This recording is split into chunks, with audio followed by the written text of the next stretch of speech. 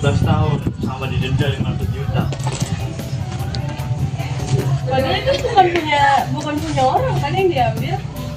Ya, ini punya orang, makanya di penjara. Cuma di penjaranya nggak layak banget, masih 15 tahun. Halo teman-teman, di sini aku bakal ngejelasin pendapat-pendapat tentang kasus tersebut. Ada 3 pendapat dan 1 reaksi. Pendapat pertama adalah pendapat yang mendukung. 1. Keadilan sudah ditegakkan. Beberapa orang berpendapat bahwa nenek tersebut telah melakukan tindakan yang melanggar hukum dan harus menerima konsekuensinya. Yang kedua, contoh untuk mencegah kejahatan serupa. Hukuman tersebut dapat menjadi contoh untuk mencegah kejahatan serupa di masa depan. Yang ketiga, tidak ada pengecualian dalam hukum. Semua orang harus sama di mata hukum tanpa memandang usia atau status sosial. Yang kedua, ada pendapat yang mengkritik. 1. Kurangnya keadilan sosial.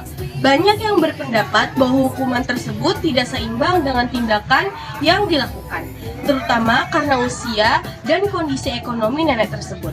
Yang kedua, prioritas penegak hukum.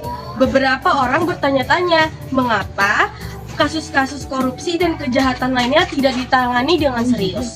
Yang ketiga, kebutuhan akan pendekatan humanis. Kasus ini menunjukkan kebutuhan akan pendekatan humanis dalam penegak hukum, terutama dalam kasus-kasus yang melibatkan warga miskin dan atau rentan.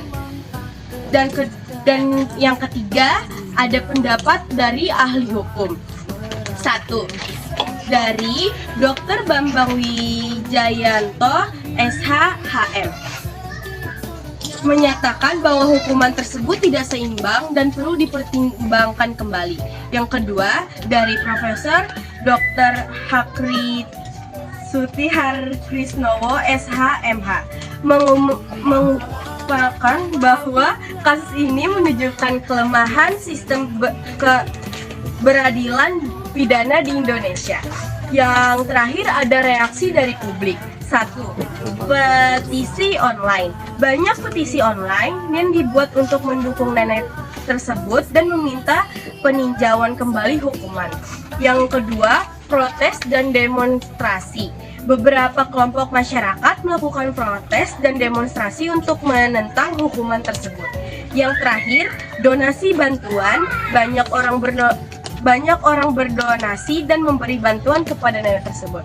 Sekian dari saya, terima kasih. Tujuan pusaka. 1. Pengertian kemerdekaan berpendapat.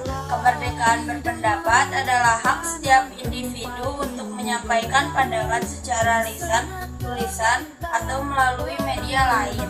Landasan hukum Undang-Undang Nomor 9 Tahun 1998 dan Peraturan Pemerintah Nomor 2 Tahun 1998 menjadi hak ini. Bentuk penyampaian pendapat, unjuk rasa demonstrasi, menyampaikan pendapat secara langsung dengan tema tertentu. Pawai, arak-arakan di jalan, sering dilakukan dalam acara budaya atau peringatan. Rapat umum, pertemuan terbuka dengan tema khusus. Mimbar bebas, penyampaian pendapat tanpa tema tertentu. Media massa, lisan atau tulisan melalui surat kabar, video, atau media sosial.